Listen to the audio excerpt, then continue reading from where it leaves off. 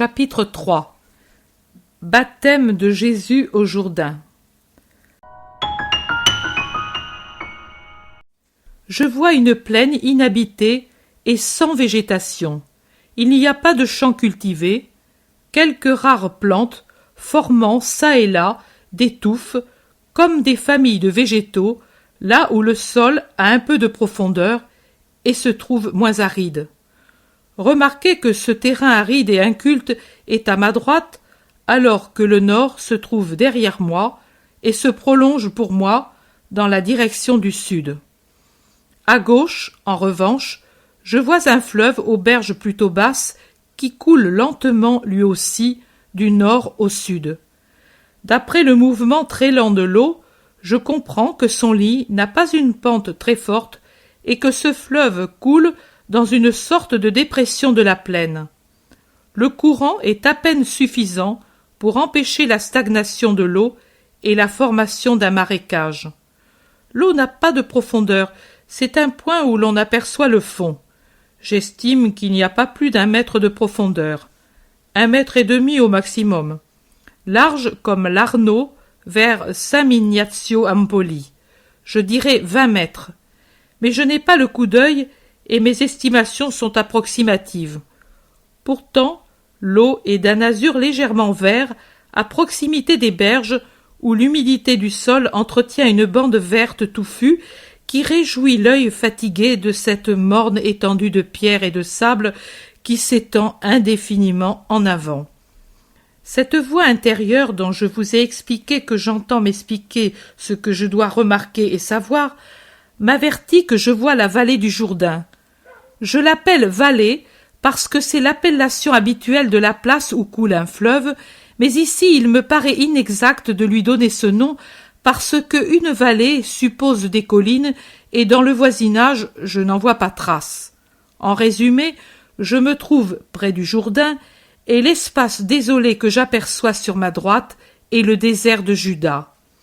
Si parler de désert est juste pour désigner ce lieu inhabité et sans trace du travail de l'homme, il convient moins à l'idée que nous nous faisons du désert. Ici, pas de dunes du désert comme nous le concevons, mais seulement une terre dénudée, parsemée de pierres et de débris, comme sont les terrains d'alluvion après une crue. Dans le lointain, des collines, et puis, près du Jourdain, une grande paix, une ambiance spéciale qui dépasse celle d'un paysage ordinaire, quelque chose qui rappelle ce qu'on ressent sur les bords du lac Trasimène. C'est un lieu qui évoque des vols angéliques et des voix célestes. Je ne sais pas bien exprimer ce que j'éprouve, mais j'ai le sentiment de me trouver dans un lieu qui parle à l'esprit. Pendant ces observations, je vois la Seine envahie par les gens le long, par rapport à moi, de la rive droite du Jourdain. Il y a beaucoup d'hommes et une grande variété d'habillements. Quelques-uns semblent des gens du peuple, d'autres des riches. Il y en a assez, plusieurs paraissent des pharisiens, avec leurs vêtements ornés de franges et de galons. Au milieu, debout sur un rocher, un homme que je reconnais du premier coup pour le Baptiste, bien que ce soit la première fois que je le vois. Il parle à la foule, et je vous assure que sa prédication manque plutôt de douceur. Jésus a appelé Jacques et Jean les fils du tonnerre. Mais alors, quel nom donner à ce fougueux orateur? On pourrait pour Jean-Baptiste parler de coups de foudre, d'avalanche, de tremblement de terre, tant il est impétueux et sévère dans son discours et ses gestes. Il parle de la venue du Messie et exhorte les auditeurs à préparer leur cœur en les débarrassant de ce qui les encombre et en redressant leurs pensées. Mais c'est un parler frénétique et rude. Le précurseur n'a pas la main légère de Jésus pour soigner les blessures des cœurs. C'est un médecin qui les met à nu, fouille et taille sans pitié.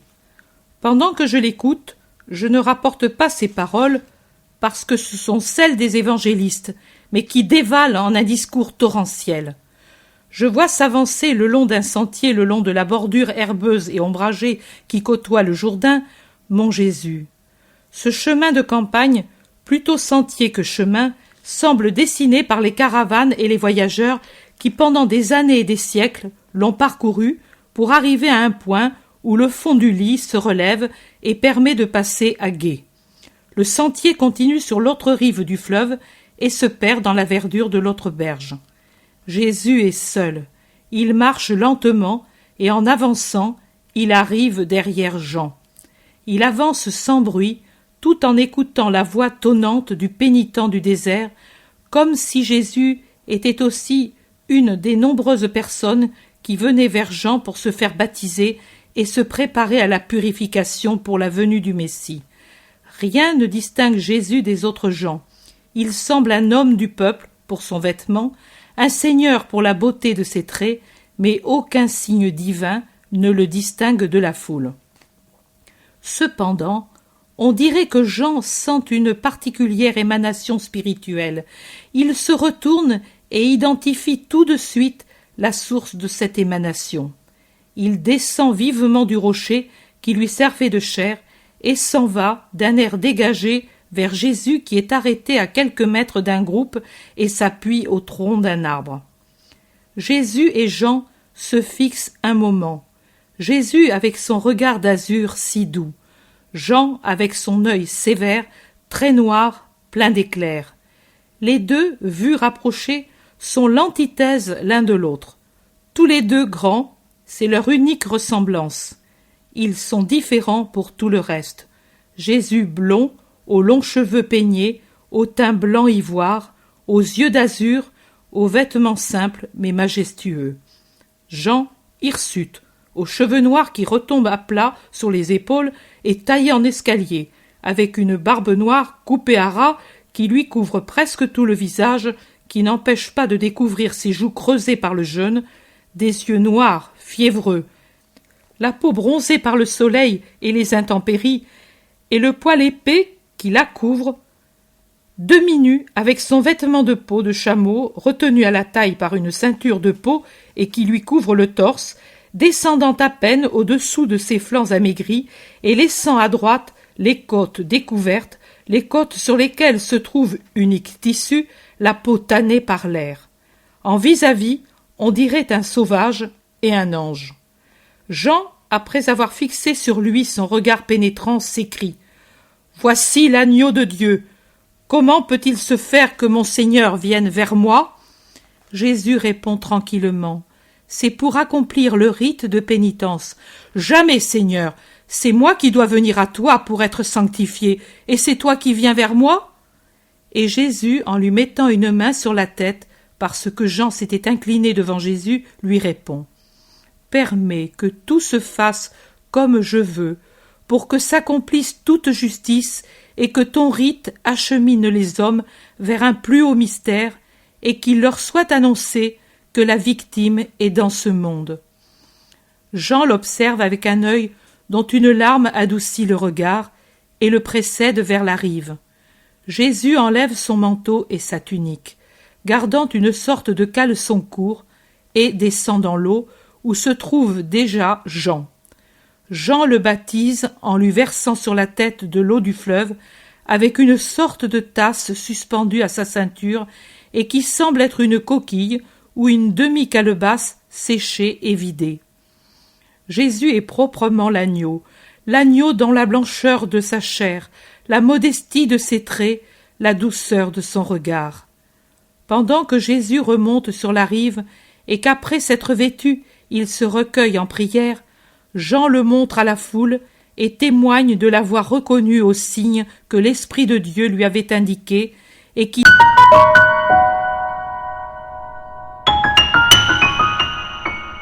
désignait infailliblement le Rédempteur. Mais je suis polarisé par le spectacle de Jésus qui prie, et je ne vois plus que cette figure lumineuse qui se détache sur le fond vert de la rive. Parole de Jésus. Jean n'avait pas besoin de signes pour lui-même. Son esprit, présanctifié dès le sein de sa mère, était en possession de cette vue de l'intelligence surnaturelle qui aurait été le lot de tous les hommes sans la faute d'Adam. Si l'homme était resté en état de grâce, dans l'innocence et la fidélité à son Créateur, il aurait vu Dieu à travers les apparences extérieures. On dit dans la Genèse que le Seigneur Dieu parlait familièrement avec l'homme innocent et que l'homme ne s'évanouissait pas en entendant cette voix, et la discernait sans se tromper. Tel était le sort de l'homme, voir et comprendre Dieu, comme un fils à l'égard de son père. Puis la faute est venue, et l'homme n'a plus osé regarder Dieu, n'a pu savoir découvrir et comprendre Dieu, et il le sait de moins en moins. Mais Jean, mon cousin Jean, avait été purifié de la faute quand la pleine de grâce s'était penchée avec amour pour embrasser celle qui autrefois stérile était devenue féconde, Élisabeth. Le bébé avait sauté de joie dans son sein en sentant les écailles de la faute tomber de son âme comme une croûte qui tombe d'une plaie au moment de la guérison. L'Esprit Saint qui avait fait de Marie la mère du Sauveur commença son œuvre de salut à travers Marie, ciboire vivant du salut incarné pour cet enfant qui allait naître, destiné à m'être uni, non pas tant par le sang que par la mission qui fit de nous, comme les lèvres qui forment la parole. Jean, c'était les lèvres, et moi, la parole.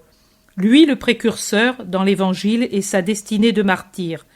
Moi, celui qui donne ma divine perfection à l'Évangile, inauguré par Jean, et son martyr pour la défense de la loi de Dieu. Jean n'avait besoin d'aucun signe, mais pour l'épaisseur de l'esprit des autres, un signe était nécessaire. Sur quoi Jean aurait-il fondé son affirmation, sinon sur une preuve irrécusable que les yeux des hommes, lents à voir et les oreilles paresseuses, auraient perçue? Moi également, je n'avais pas besoin de baptême, mais la sagesse du Seigneur avait jugé que ce devait être l'instant et la façon de se rencontrer. En faisant sortir Jean de sa grotte dans le désert et moi de ma maison, il nous unit à ce moment pour ouvrir sur moi le ciel et en faire descendre soi-même, colombe divine, sur celui qui aurait à baptiser les hommes avec cette colombe et faire descendre du ciel l'annonce encore plus puissante de cette angélique pensée de mon Père. Voici mon Fils bien-aimé, en qui je me suis complu. C'est pour que les hommes n'eussent pas d'excuses ou de doutes pour savoir s'ils devraient me suivre ou non. Les manifestations du Christ ont été nombreuses. La première, après la naissance, fut celle des mages. La seconde, au temple. La troisième, sur les rives du Jourdain. Puis vinrent les autres manifestations innombrables que je te ferai connaître, parce que mes miracles sont des manifestations de ma nature divine jusqu'au dernier, de ma résurrection et de mon ascension au ciel. Ma patrie fut comblée de mes manifestations. Comme des semences jetées aux 4 points cardinaux, elles arrivèrent en toutes couches et tout endroit de la vie, aux bergers, aux puissants, aux savants, aux incrédules, aux pécheurs, aux prêtres, aux dominateurs, aux enfants, aux soldats, aux Hébreux, aux gentils. Maintenant encore, elles se répètent, mais comme alors le monde ne les accepte pas, ou plutôt il n'accueille pas les miracles actuels, et il oublie ceux du passé. Eh bien, je ne renonce pas, je me répète pour vous sauver, pour vous amener à la foi en moi. Sais-tu, Marie, ce que tu fais? Ce que je fais plutôt en te faisant voir l'Évangile, c'est une tentative plus forte pour amener les hommes vers moi. Tu l'as désiré par tes prières ardentes. Je ne me borne plus à la parole. Elle fatigue et les éloigne. C'est un péché, mais c'est ainsi. J'ai recours à la vision de mon Évangile, et je l'explique pour la rendre plus claire et plus attrayante. À toi, je donne le réconfort de la vision. À tous, je donne le moyen de me désirer et de me connaître. Et si encore elle ne sert pas, et si, comme de cruels enfants, ils rejettent le don sans en comprendre la valeur, à toi le don restera, et à eux ira mon indignation. Je pourrais une fois encore faire l'antique reproche. Nous avons joué de la flûte, et vous n'avez pas dansé. Nous avons entonné des lamentations, et vous n'avez pas pleuré. Mais n'importe, laissons-les, les inconvertissables, accumuler sur leur tête des charbons ardents, et tournons-nous vers les brebis qui cherchent à connaître le pasteur. Le pasteur, c'est moi. et tu es la houlette qui me les amène. Comme vous voyez, je me suis hâté de mettre ces détails qui, à cause de leur petitesse, m'avaient échappé et que vous avez désiré avoir. Puis, aujourd'hui, en lisant le fascicule, je remarque une phrase de Jésus qui peut vous servir de règle. Ce matin, vous disiez que vous ne pourriez faire connaître les descriptions faites en mon style personnel, et moi qui ai une véritable phobie d'être connue, j'en étais bien contente. Mais ne vous semble-t-il pas que cela soit contraire à ce que dit le maître dans la dernière dictée du fascicule? Plus tu seras attentive et précise dans la description de ce que je vois, et plus important sera le nombre de ceux qui viennent vers moi. Ceci implique que les descriptions doivent être connues. Autrement, comment pourrait-il se faire que, grâce à elles, nombre d'âmes vont vers Jésus? Je vous soumets ce point, et puis faites ce qui vous paraît préférable. Et même humainement, je suis de votre avis. Mais ici, nous ne sommes pas dans le domaine de l'humain, et même l'humain des porte-voix doit disparaître. Même dans la dictée d'aujourd'hui, Jésus dit « En te faisant voir l'Évangile, je fais un essai plus fort pour m'attirer les hommes. Je ne me borne plus à la parole, j'ai recours à la vision, et je l'explique pour la rendre plus claire et plus attrayante. Et alors? Cependant, je suis un pauvre rien, et que de moi-même je me replie tout de suite sur moi. Je vous dis que votre remarque m'a troublé, et l'envieux s'en réjouit, troublé au point de me faire penser de ne plus écrire ce que je vois, mais uniquement les dicter. Il me souffle au cœur. Ne le vois-tu pas? Elles ne servent absolument à rien, ces fameuses visions, uniquement à te faire passer pour une folle, comme tu l'es en vérité. Qu'est-ce que tu vois? Les larves de ton cerveau troublé. Il faut bien autre chose pour mériter de voir le ciel. Et toute la journée, il me tient sous le jet corrosif de sa tentation. Je vous assure que je n'ai pas autant souffert de ma grande douleur physique que j'ai souffert de cela. Il veut m'amener à désespérer. Mon vendredi est aujourd'hui un vendredi de tentation spirituelle. Je pense à Jésus au désert, à Jésus à Gethsémani. Mais je ne m'avoue pas vaincu pour ne pas le faire rire, ce démon astucieux, et en luttant contre lui et contre ce qu'il y a en moi de moins spirituel, je vous écris ma joie d'aujourd'hui, vous assurant en même temps que pour mon compte je serais bien aise si Jésus m'enlevait ce don de vision qui est ma plus haute joie, pourvu qu'il me conserve son amour et sa miséricorde.